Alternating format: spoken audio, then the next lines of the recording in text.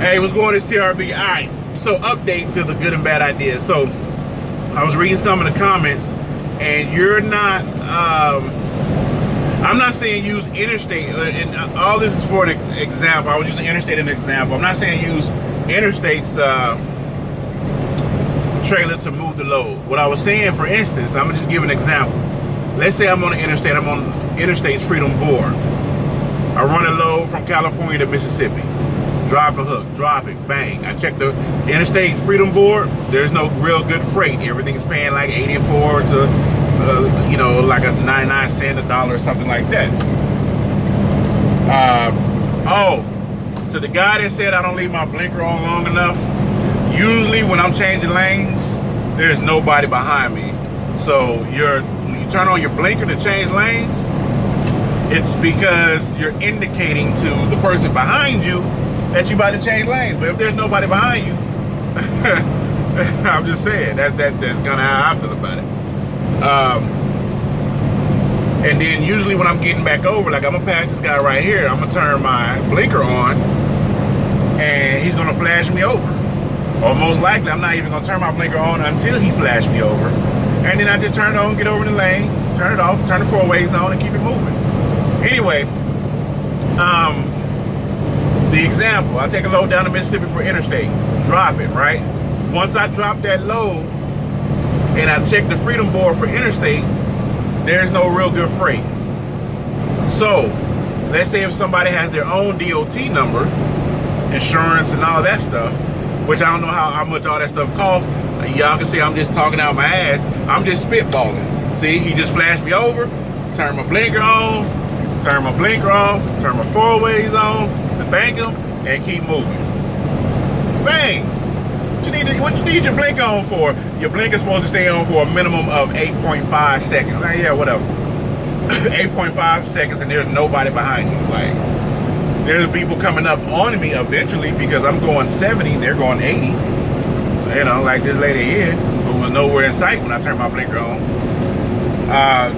But there's no freight in Mississippi.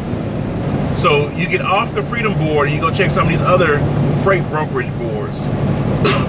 Let's say Roadrunner might have something on there to move their trailer from Mississippi, take their freight from Mississippi to Idaho, right?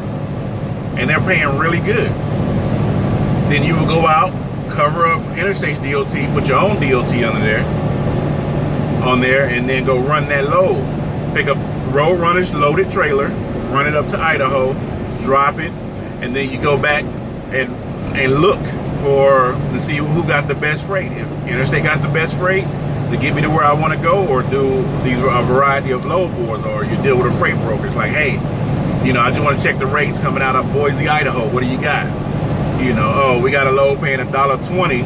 That's 46,000 pounds of paper or something, or potatoes or something. And then you look at Freedom Board, and you got a load paying $1.85 to $2.10. You know, weighs 30,000 pounds, going less mileage or whatever. That's what I was saying. I wasn't necessarily like, I'm pretty sure you cannot haul CR England's freight in an interstate trailer, or a Snyder's freight in a Swift trailer. Pretty sure it doesn't work like that. You know, but if you go on that board now, with that said, do you need a trailer in order to run on a load board? Or can you move trailers from one location to another for them? You insure the truck, they insure the trailer, and then I think you need some type of insurance bond to cover the amount of the freight that they have, that they're putting on, that you're hauling. So I don't know. I'm spitballing, people. Spitballing. That's what we're doing here. You know, is it a good idea, bad idea? Will it work? Won't it work?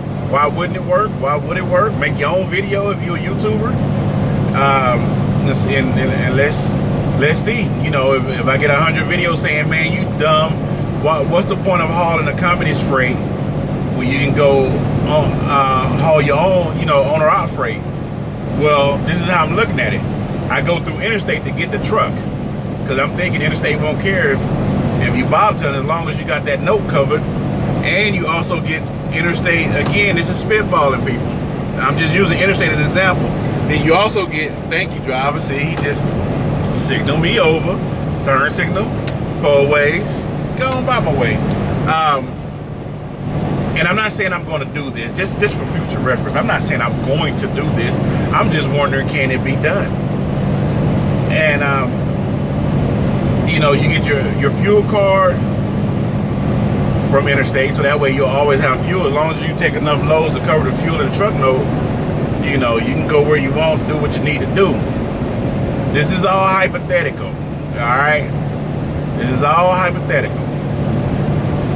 I feel like I need to say that because some people are going to be like, you know, don't hire him because he's not going to haul your freight. He's going to haul everybody else's freight, including yours, you know. People will do that. Anyway, what do you think about it? Can that be done?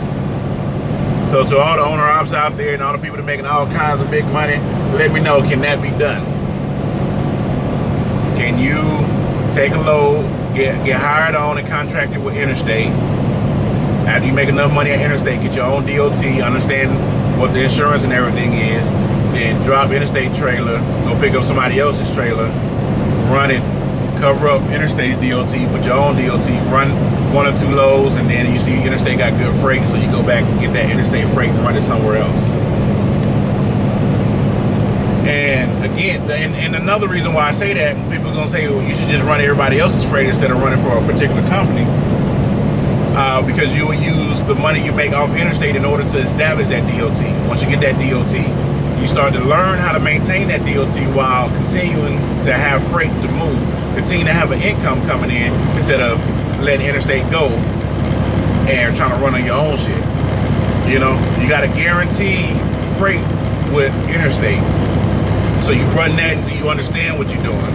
And then you'll take 1 load here and get that experience. Like call a freight broker. Yeah, hey, Mendoza. You know, I'm over here in such and such. Where do I go? And she's going to be like, well, I got a load going here paying this. All right, give me that. Give her my DOT number, cover up Interstates, and just run it. And then eventually, once I understand what I'm doing and establish good rapport with, you know, X amount of brokers and load boards and all this other stuff and all the extra taxes and everything that goes on with having your own DOT and running your own truck, then eventually I'll go buy my own truck and just run under that. All right. So, you know, there's different ways to it, but I mean, is my thoughts wrong from the get-go? Like, is that dumb? You know, are you able to just have a truck and run other people's trailers? Road Runner, Landstar, Forward Air, KLC, you know, or whatever's on the load board. If it's a trailer preloaded, can you just run it and drop it off? I don't know. Y'all let me know. All right, this is part 2, the good idea, bad idea. Peace.